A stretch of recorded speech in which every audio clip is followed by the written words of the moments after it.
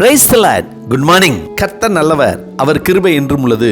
2 கொரிந்தியர் 6:16 தேவன் சொன்னபடி நீங்கள் ஜீவனுள்ள தேவனுடைய ஆலயமாய் இருக்கிறீர்களே. 2 கொரிந்தியர் 6:16 சீனாய் மலையில் மோசேக்கு தேவன் கட்டளையிட்ட ஆசரிப்பு கூடாரமே ஆலயத்திற்கு முந்தைய வடிவம். இஸ்ரவேலர் வனாந்தர பயணத்தின் போது இதை பயன்படுத்தி வந்தனர். தேவன் ஆசரிப்பு கூடாரத்தில் வாசம் செய்வதை பார்த்து அவருக்கென்று ஒரு நிலையான ஆலயத்தை கட்ட தாவீது ராஜா விரும்பினார். தாவீதின் நாட்கள் மட்டும் கர்த்தருடைய நாமத்திற்கு ஒரு ஆலயம் கட்டப்படாதிருந்ததினால் ஜனங்கள் மேடைகளிலே பலியிட்டு வந்தார்கள். தாவீது கர்த்தருக்கென்று ஒரு ஆலயத்தை கட்ட நினைக்கும் போது கர்த்தர் தாவீதிடம், உன் மகன் சாலமோன் எனக்கென ஆலயம் கட்டுவான் என்றார். இதன்படியே சாலமோன் கர்த்தருக்கு ஆலயம் கட்டினார். வானங்களும் வானாதி வானங்களும் அவரை கொல்லக்கூடாதிருக்க அவருக்கு ஒரு ஆலயத்தை கட்ட வல்லவன் யார்? அவர் சந்நிதியில் தூபம் காட்டுகிறதற்கே ஒழிய வேற முகாந்தரமாய் அவருக்கு ஆலயம் கட்டுகிறதற்கு நான் எம்மாத்திரம் என்றார் ஆலயத்தை கட்டிய சாலமோன் ராஜா. இது ஆசரிப்பு கூடாரத்திற்கு பின் இஸ்ரவேலரின் ஆராதனை, பலி செலுத்துதல் மற்றும் தேவ சன்னதியின் மையமாக விளங்கியது. இது கர்த்தரின் மகிமை வாசம் செய்யும் இடமாக கருதப்பட்டது. அதாவது கர்த்தர் உலாவுகிற வாசம் பண்ணுகிற இடமாகவும் கருதப்பட்டது. மேலும் தேவனுக்கும் அவரது மக்களுக்கும் இடையிலான உடன்படிக்கையின் அடையாளமாக இது இருந்தது.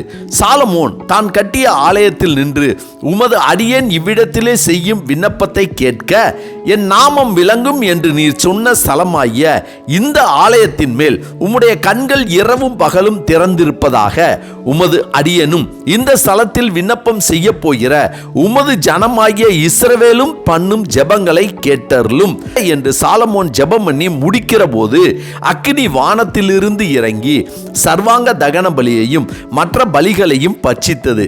கர்த்தருடைய மகிமையும் ஆலயத்தை நிரப்பிற்று. கர்த்தருடைய மகிமை கர்த்தருடைய ஆலயத்தை நிரப்பினதால் ஆசாரியர்கள் கர்த்தருடைய ஆலயத்திற்குள் பிரவேசிக்க கூடாதிருந்தது.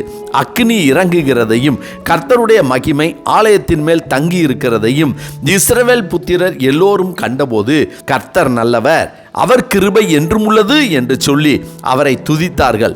எசேக்கியேல் தீர்க்கதரிசி தான் கண்ட தரிசனத்தில், ஆவி என்னை எடுத்து உட்பிரகாரத்திலே கொண்டு போய் விட்டது. இதோ கர்த்தருடைய மகிமை ஆலயத்தை நிரப்பிற்று. அவர் ஆலயத்திலிருந்து என்னோட பேசுகிறதை கேட்டேன் என்று சொல்கிறார். கர்த்தர் உலாவுகிற இடம், கர்த்தர் வாசம் பண்ணுகிற இடம், கர்த்தர் தம்முடைய மகிமையால் நிரப்புகிற இடம், கர்த்தர் பேசுகிற இடம் ஆலயமாக இருந்தது, இருக்கிறது.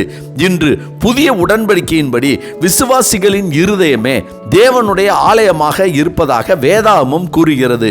அதாவது சர்வ வல்லமை உள்ள சேனைகளின் தேவனாகிய கர்த்தர் தன்னுடைய ஒரே பேரான குமாரனாகிய ஆண்டவராய் இயேசு கிறிஸ்துவை நமக்காக இந்த பூமிக்கு அனுப்பி அவர் பாடுபட்டு சிலுவையில் அறையுண்டு மரித்து 3ஆம் நாள் உயிர் தெழுந்து நம்மோடு கூட நமக்குள் ஜீவிப்பதால், நம்மோடு உலாவுவதால், நமக்குள் வாசம் பண்ணுவதால், நமக்குள் இருந்து பேசுவதால், நமக்குள் இருந்து நம்மை ஆவியால் நிரப்புவதால் நாமே அந்த ஆலயமாய் இருக்கிறோம். ஆதலால் தான் பவுல் கொரிந்து பட்டணத்தாருக்கு எழுதும்போது, நீங்கள் தேவனுடைய ஆலயமாய் இருக்கிறீர்களே என்றும் தேவனுடைய ஆவி உங்களில் வாசமாய் இருக்கிறார் என்றும் அறியாதிருக்கிறீர்களா? ஒருவன் தேவனுடைய ஆலயத்தை கெடுத்தால் அவனை தேவன் கெடுப்பார். தேவனுடைய ஆலயம் பரிசுத்தமாய் இருக்கிறது.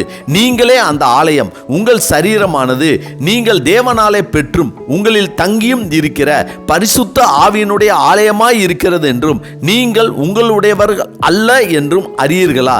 கிரயத்திற்கு கொல்லப்பட்டீர்களே. ஆகையால் தேவனுக்கு உடையவர்களாகிய உங்கள் சரீரத்தினாலும் உங்கள் ஆவியினாலும் தேவனை மகிமைப்படுத்துங்கள் என்றும், தேவனுடைய ஆலயத்துக்கும் விக்கிரகத்துக்கும் சம்பந்தம் ஏது? நான் அவர்களுக்குள்ளே வாசம் பண்ணி அவர்களுக்குள்ளே உலாவி அவர்கள் தேவனாயிருப்பேன், அவர்கள் என் ஜனங்களாயிருப்பார்கள் என்று தேவன் சொன்னபடி நீங்கள் ஜீவனுள்ள தேவனுடைய ஆலயமாய் இருக்கிறீர்களே என்றும் சொல்கிறார். எனவே பிதா குமாரன் பரிசுத்த ஆவி நமக்குள் தங்கி நமக்குள் வாசம் பண்ணி நமக்குள் உலாவி நமக்குள் மகிமைப்பட்டு நம்மை பரிசுத்த ஆவியால் நிரப்பி நமக்குள் அவர் இருந்து அவர் பேச நாம் கேட்பதும், நாம் பேச அவர் பதில் கொடுப்பதை கேட்பதால் நாமே தேவனுடைய ஆலயமாய் இருக்கிறோம். எனவே நாமே தேவனுடைய ஆலயமாய் இருப்பதால் அவருடைய கற்பனைகளுக்கும் கட்டளைகளுக்கும் கீழ்ப்படிந்து அவருக்கு பிரியமாய் வாழ்ந்து அவருடைய மகிமையில் என்னென்றைக்கும் ஆசீர்வாதமாய் இருப்போம். ஆமென். ஜெபிப்போமா.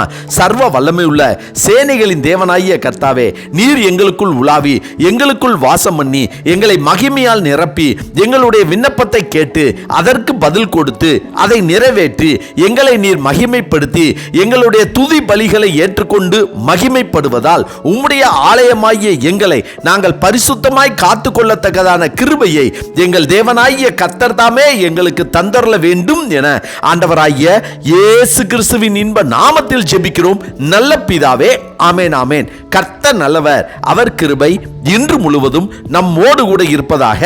ஆமென்.